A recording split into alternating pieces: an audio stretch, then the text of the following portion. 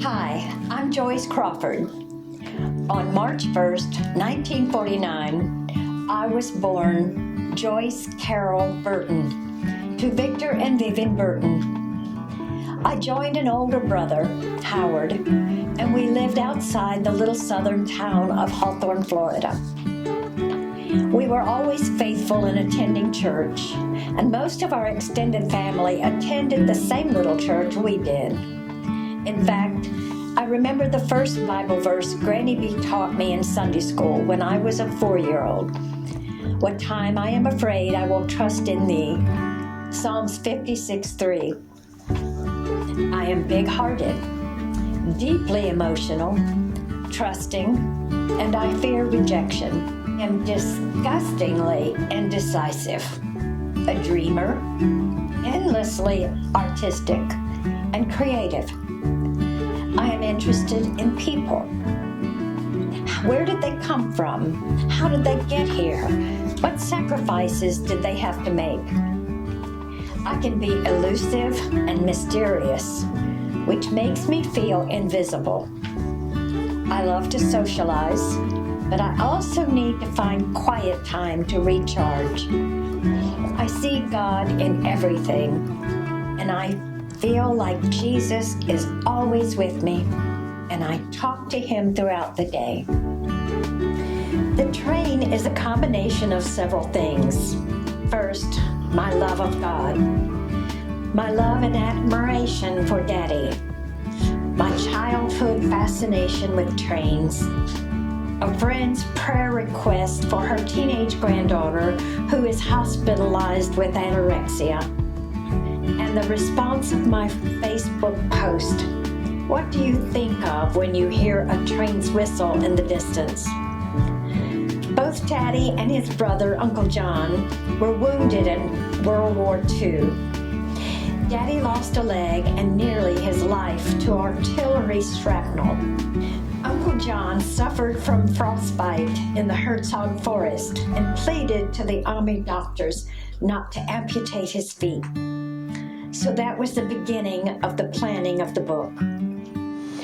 The freight train moved through our little town very slow, and my brother and I would often run to the depot to wave to the caboose as it passed by. There's no longer cabooses, and I think that our children missed that. When the Silver Meteor came through town, it was exciting because Dickie was coming home. Dickie was a cousin we saw once a year, and he lived in a far away country, Ohio. When I think of Daddy, I think of his faith. He was a World War II Army veteran, wounded in battle. He almost lost his life, and he did lose his leg. But he still supported his family, and he remembered his promise to God that if you get me out of this hellhole, I'll serve you for the rest of my life. And he did. In planning the book, I sent a post to my Facebook friends and asked them, what do you think of when you hear the train in the distance? And I got many answers, but the one that really spoke to me was a friend said, sadness, hurt, fear, a little anger. That's how I created Rachel. Rachel was an abused wife and a mother of 2 little children, and God sent her to Sam. Daddy was the inspiration to Sam. Like Daddy, Sam depended on God. His faith was great. His love was great. I remember in one part of the book, Sam took little Joelle. She might have been 5. He took her to the back of the house. Well, she knew that when you go to the back of the house, you're in trouble. And they walked a while, and she tried to talk about this and that, but nothing helped. She was so nervous. And And then Sam said, well, I guess that about does it. And he turned around and they walked back to the house. Daddy did that exact same thing to my son. And he still remembers that lesson. When Sam was at the porter's cottage next to the railroad track, he would hear the train's whistle. God was the embodiment of the train. And Sam listened, and he spoke to the train. He spoke to God, and God spoke back to him. Sam is in the hospital with Kayla. She's dying from anorexia. Rachel is there with him, and she's humming and singing. And Sam calls out to God and said, God, strengthen my heart and help me to sing. How do I say thanks for the things you have done for me? Things so undeserved, but you gave your love to me. Voices of a million angels could not express my gratitude. The first time the angels appeared to Kayla didn't know. She was unconscious beside the railroad tracks when Sam found her. But the angel Courage was standing beside Kayla, and Sam was there, and she said, Sam, it's a girl. What do we do? And Sam picked up Kayla. Her body was just a bag of bones, and took her home to his house. Do I believe in angels? I certainly do. Have I ever seen an angel? Not that I can remember, but I know that angels are all about me. When I'm driving down the road and I lose my train of thought, I know the angels are directing me. When you feel like you want to give up, look up, literally, and see all that God has created. It's wonderful, it's breathtaking. And the fact that He is still in control speaks to His power and His love. So always look up to God. How do I convince non-Christians to read my book? Short answer is I don't. God will do that. God moves people in strange ways. He draws you to Him. And when you feel that you're in great conflict, God could be speaking and drawing you. I hope you will read my book because it has life-changing stories. There's not a lot of Christian jargon or holier than thou. It's just my love for God and God's love for me.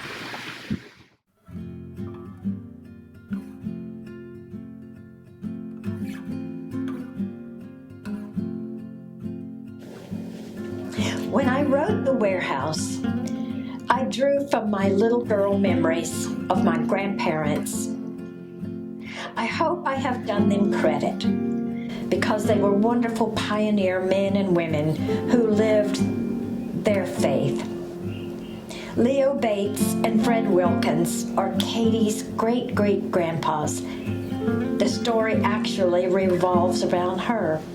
In the book, I brought these God-fearing men and their wives together to establish the community of Gracetown, Florida, and to build the storehouse, later known as the warehouse. The story follows Leo Bates as a boy in the virgin forest of Florida Territory. Leo's faith and maturity are tested when his father dies from a horrible death by rattlesnake bite. However, his faith in God, scripture, and words of hymns guide Leo through every trial. Fred Wilkins' story begins during the Civil War when he ran away from home to become a drummer boy. The story follows him back home to the hills of Missouri. As a young teenager, he lives through tragedy and calamity, but as Fred's faith carries him through. He finally ends up in Florida with his Choctaw wife, where they settle and create a bond with Leo and Jake. The second half of the book is dedicated to Katie, beginning with her parents and grandmother, and her life at the warehouse, surrounded by Daddy G, love and protection. Later in the second part, the book focuses on the citizens of Graceton and how Daddy G gives gifts and blessings. As each citizen receives a gift perfectly suited to them, their life is impacted. Katie yearns for a gift, but not until she experiences a near-death event does she understand the wonderful gift she has already received. Continuing with this interview, I'd like to discuss my second book, The Warehouse. The idea for the warehouse came to me through an allegory I heard from the pulpit when I was a teenager about the saddest place in heaven. And I thought, how can there be a sad place in heaven? Well, it's a wonderful story, a good lesson, and an inspiration. So that was the beginning of how I wrote the book. Katie is the main character of the warehouse. She loves to spend as much time as possible there because Daddy G is at the warehouse. He's loving and kind. He listens to her, constant chatter. And he has the most wonderful gifts in the warehouse. And she wants a gift. She wants her own gift. And he tells Katie, you have a gift. You just don't know it yet. My inspiration in writing this book, The Warehouse, like I said, was the allegory. But when I wrote about Katie at the warehouse, it was such a short little book, not even a short story.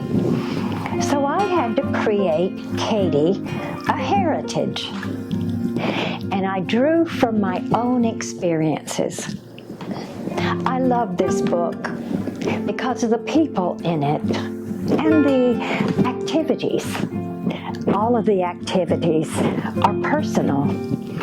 When it talks about the cane grinding at Thanksgiving time, I rode the mule. When it talks about dinner on the ground, I was there.